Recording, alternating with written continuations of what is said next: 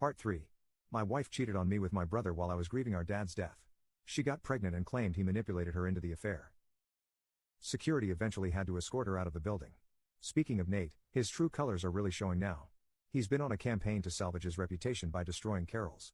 He's telling everyone who will listen that Carol was obsessed with him, that she threatened to tell Olivia about their affair if he didn't leave her. Says she planned the pregnancy to trap him. The messages Carol showed everyone prove otherwise, but he's claiming they're fake, that she manipulated the timestamps. He even tried to get our mom to convince me to forgive and forget because we're family.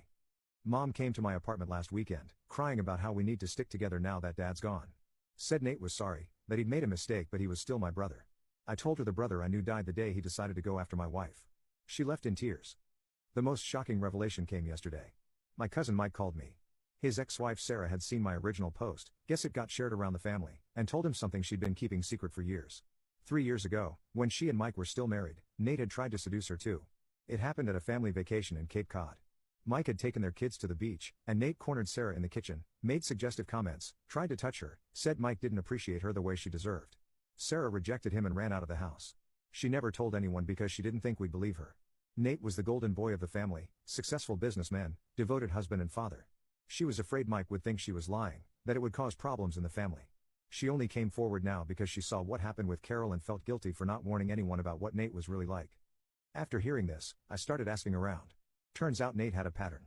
3 of his former employees reached out privately after hearing about the divorce. All told similar stories. Nate would start by mentoring them, then begin making subtle comments about their appearance, their relationships. He'd organize late-night meetings, offer rides home, gradually push boundaries. 2 of them quit because of his behavior. The third gave in to his advances because she needed the job, then was fired when his interest waned. Olivia wasn't surprised when I told her about Sarah and the employees. Said she'd found lipstick stains on his shirts before, suspicious texts, hotel receipts. She confronted him each time, but he always had excuses, business meetings, misunderstandings, jealous employees trying to cause trouble. She wanted to believe him because of their kids. Now she feels guilty for not leaving sooner, for not warning my family about what kind of man he really was. The worst part? Some family members are still defending him. Our Uncle Bob, who gave Nate his first job, says he's being set up by vindictive women, that Carol seduced him, and now these other women are piling on to destroy his reputation. He even suggested I was spreading these stories because I was jealous of Nate's success. I had to be physically restrained from punching him at last week's family dinner. I feel like I'm seeing my whole family history in a new light now, all those times Nate was extra friendly with our female cousin's friends, all the young employees who suddenly quit his company, all the business trips that ran mysteriously long. How many other women has he gone after? How long has he been doing this? And how did none of us see it? Update 3. This will be my final update on this whole nightmare. The divorce was finalized last week. Carol didn't contest anything. She signed away her rights to our joint assets, the apartment, everything. Her lawyer said she just wanted it over with. She's moved back to her hometown in Michigan, still pregnant. Her sister Amy told me she's living with their parents now, working remotely for some marketing firm. Nate tried to deny paternity when Carol filed for child support. Demanded a DNA test. The results came back last week, 99.9% match. He's now legally required to pay child support, which he's already trying to get reduced. Claims his business is struggling because of false allegations ruining his reputation. The truth is, 3 former employees have filed harassment suits against him after hearing about what happened with Carol. His company's board is considering removing him as CEO. Olivia's divorce went through too.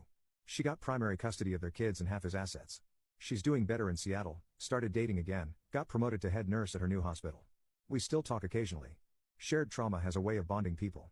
She's been helping me process everything since she understands what it's like to be betrayed by Nate. The family is still divided. Mom finally stopped defending Nate after the DNA test results and the harassment suits came to light. She's in therapy now, trying to deal with losing dad and now essentially losing a son too. Some relatives still think Nate is being unfairly persecuted, but most have cut ties with him. Holiday gatherings are going to be awkward for years to come. As for me, I've accepted a job offer in Austin. The company is a major tech firm, better salary, fresh start. I need to get away from all these memories, from constantly running into people who know what happened. My apartment sold quickly, and I'm driving down next week with whatever fits in my car. The rest is going into storage or being donated. Mom cried when I told her I was moving, begged me to stay, said she couldn't lose another son. I explained that I'm not cutting her off. I just need space to heal. Promised to visit for holidays and keep in touch regularly. She understands, but it's still hard on her. Carol tried to contact me one last time before I leave. Sent a long email about how sorry she was, how the baby just started kicking, how she wishes things were different. Said she's naming him Robert after me because, despite everything, I was the best man she'd ever known. I deleted the email without responding. Her child with my brother is not my concern. Jake helped me pack up my apartment yesterday. Found some old family photos in a drawer, pictures of Nate and me as kids, fishing with Dad, playing baseball in the backyard. Had to stop packing for a while after seeing those. It's still hard to reconcile those happy memories with who Nate turned out to be. Dad would be heartbroken seeing how everything turned out, his 2 sons not speaking, family torn apart, grandchild being born into this mess. Sometimes I wonder what he would say if he were here. Would he forgive Nate? Would he understand why I have to leave? But I know I'm making the right choice. You can't heal in the same environment that made you sick. Some betrayals cut too deep to move past.